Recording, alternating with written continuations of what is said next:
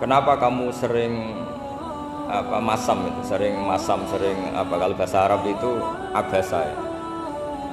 Terus yang Nabi Yahya balik bertanya, kenapa kamu sering senyum, sering tertawa? Kenapa memangnya? Terus ka'annaka ta'manu min makrillah, kamu sering senyum kayak kami sudah terbebas dari azab Allah, dari ditegur Allah, seakan-akan kamu orang paling benar yang nggak akan salah. Nabi Isa balik tanya, sama kamu sering masam, sering merut, ka'annaka taqnatu min rahmatillah, seakan-akan kamu tuh putus asa dari rahmatnya Allah.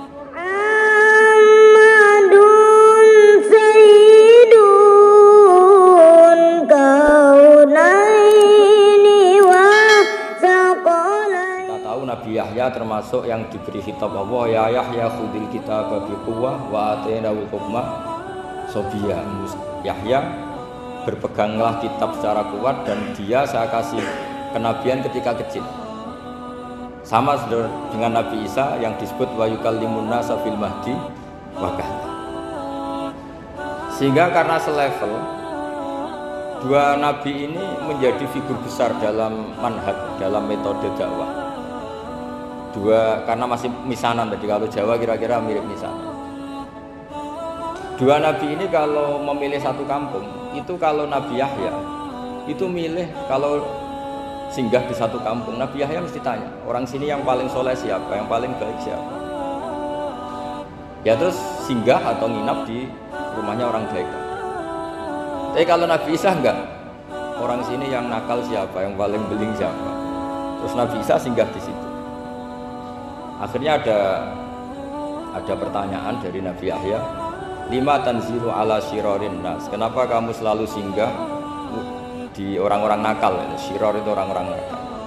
Masyhur itu Nabi Isa menjawab, ana tabibun udawil mardu. Di mana-mana Nabi itu ibarat seorang dokter, kerjaannya tentu menyembuhkan orang-orang yang sakit. Jadi dua nabi ini sering berdebat, tentu debat yang baik. Dan itu menjadi cara Jawa itu punjeri ilmu. Jadi manhaj ilmu besar antara Yahya dan Isa. Begitu juga Nabi Yahya itu kelihatan agak rileks, panik, saking takutnya sama Allah. Kalau Nabi Isa itu rileks, pokoknya kumpul orang-orang nakal dia rileks. Akhirnya ada dua pertanyaan sekaligus nanti jadi dua manhaj. Kenapa kamu sering masam itu, sering kalau bahasa Arab itu abasa ya. Terus yang Nabi Yahya balik bertanya, kenapa kamu sering senyum, sering tertawa?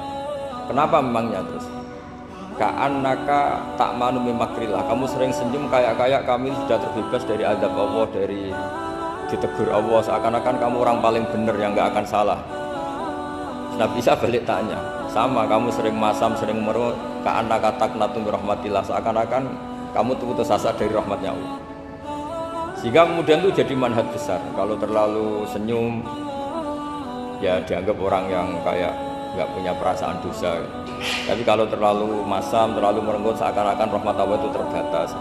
Sehingga seakan-akan Allah itu rahmatnya nggak cukup lah untuk mengelola manusia ini. Sehingga itu jadi metode besar yang masyhur itu dalam sebuah hadis Nabi ngendikan, ulama ummati ka anbiya Bani Israil. Ulama umatku itu kapasitasnya atau fungsinya atau manfaatnya setingkat nabi-nabi Bani Israil. Karena ketika umat ini nggak ditunggui para nabi setelah Rasulullah SAW, itu yang nunggui hanya ulama.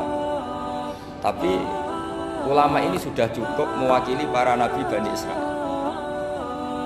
Dan banyak syurahul hadis, para penyarah hadis mensarahkan, Nabi tidak ngendikan ulama ummati kamisli seperti saya, tapi ka'ambiyai Bani Israil, bagaimana nabi-nabi Bani Israil.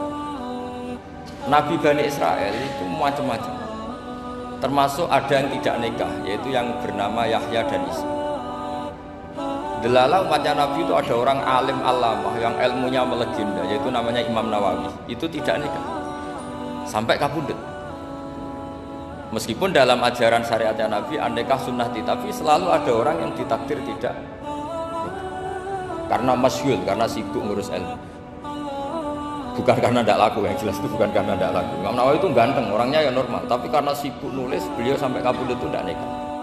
Imam. Ya Allah, hidupkan kami dengan iman. Ya Allah, matikan kami dalam iman. Ya Allah, bangkitkan kami dengan iman.